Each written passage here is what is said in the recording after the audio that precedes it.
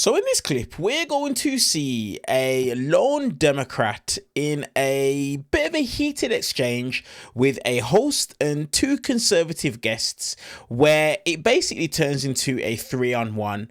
But understand that the Democrat is not taking it, and he completely flips the script on everything that it is that they're trying to put across. So much to the point that the Republican host, Katie Pavlich, cuts him off short and ends the interview, not even allowing him to speak. As usual, let's watch the clip in full. I'm going to give you guys my thoughts towards the end. It's now to discuss Antoine Seawright. He is a Democratic strategist. Joe Pagliarulo, host of the Joe Pag Show. Joe Pags is here. And Nile Gardiner, conservative commentator and former senior advisor to Margaret Thatcher. Gentlemen, thank you so much for being here tonight. So, Antoine, let's start with you. Just your response to this report, almost 200 pages long. You're a Democrat. What's your assessment?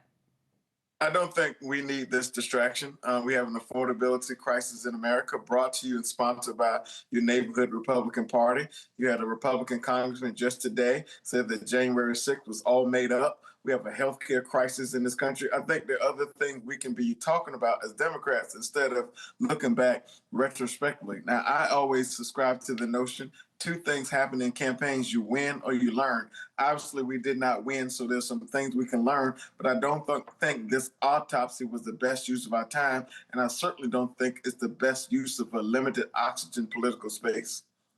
So, Joe, you know, the rules in politics are if your opponent is doing something that helps you and benefits you, just don't step in the way. What did you think about reading this autopsy and assessment of the DNC, which, by the way, doesn't have any money going into an election year?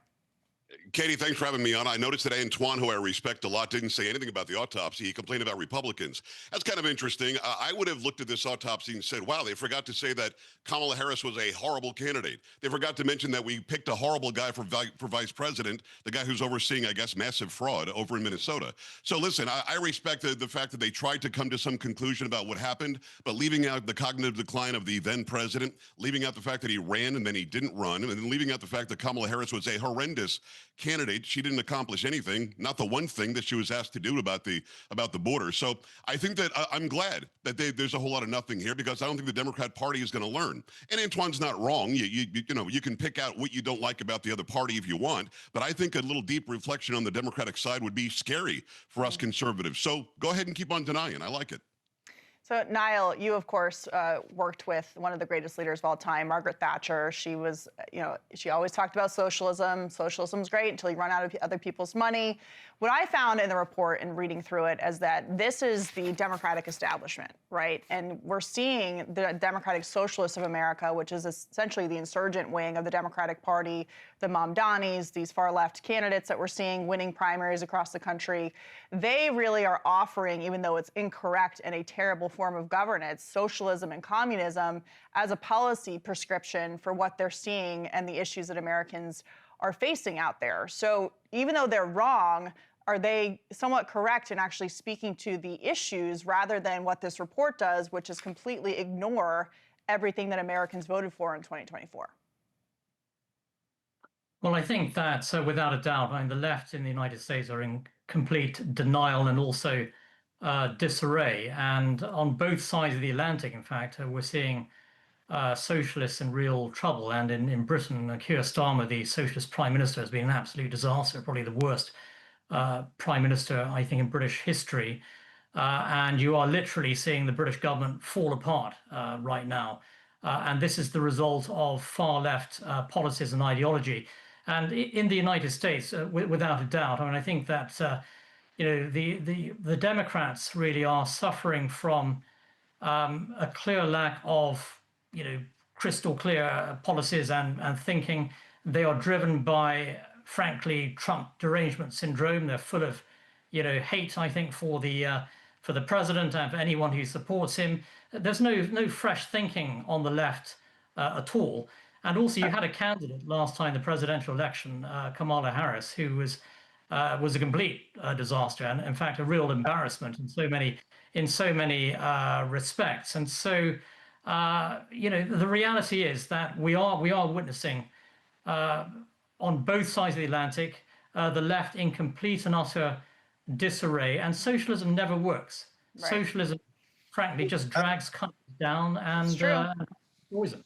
As you said, it's not a new idea. Socialism, communism is not a fresh idea for any society. In fact, it's caused a lot of human suffering in the countries and times when it's been tried and failed. But Antoine, I mean, you call this a distraction. There are pages and pages, and it is distracting. I mean, there's lots of corrections. There are lots of red boxes that say no evidence provided for this. This doesn't consistently support this claim. No sourcing provided. No even conclusion on this report. But how is the Democratic Party supposed to move forward with infrastructure to win in races across the country if they can't get on the same page about what issues matter the most, and they can't even trust the DNC chair to put this out without these edits being made? I mean, do you have confidence in the DNC chair? Or do you think someone else should take over? Katie, I love how you and your guests try to frame Democrats in disarray when we've outperformed every single narrative since Donald Trump has taken office. Well, narratives are not wins. So, well, I can tell you, we have proof in the wins. 30+ elections we've won, including places where Donald Trump won up and down the ballot all over the country. That's not narrative, that's fact. We've also outperformed the expected showing up of voters all across the country in those elections. That's how we got to where we are in terms of our success. The other thing I say, we gotta run. Joe, 10 seconds to you.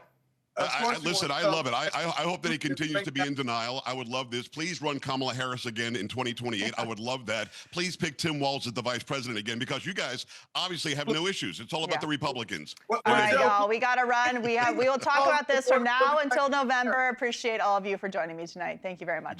Good to see you. Guys, did you guys notice that Katie Pavlich, she realized she effed up with that comment?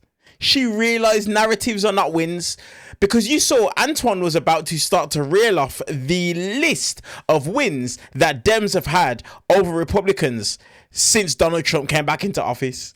Did you guys see it? And what did she do? The Katie Pavlich special. End the interview early, cut the person speaking short, because it's the only thing that she can do.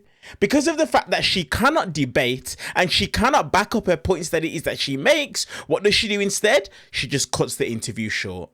This is your modern day Republican. This is the reason why you see Republicans aren't even turning up to town halls. They're not.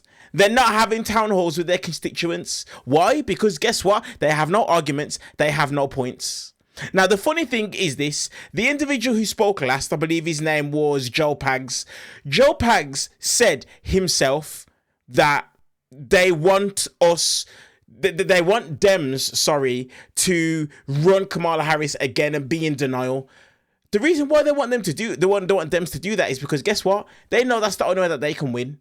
Republicans know that everything that's happening right now at the moment, they are heading towards an absolute landslide, and they know it. It's the truth, and they cannot dispute it in any way, shape, or form. And they know it. They absolutely know it without a shadow of a doubt. The fact that it is that Joe Pags even said himself that if Dems were to actually do a bit of self-reflection, it would be scary for us conservatives. Because this is the thing. Right now, conservatives are ruining themselves. The moment the Democratic Party actually get it right and they course correct, Republicans probably won't be back in office ever again. Because what Donald Trump has demonstrated in his tenure this time in office is corruption, is focusing on the wealthy, is Israel first, and nothing about America first. That is exactly what this is.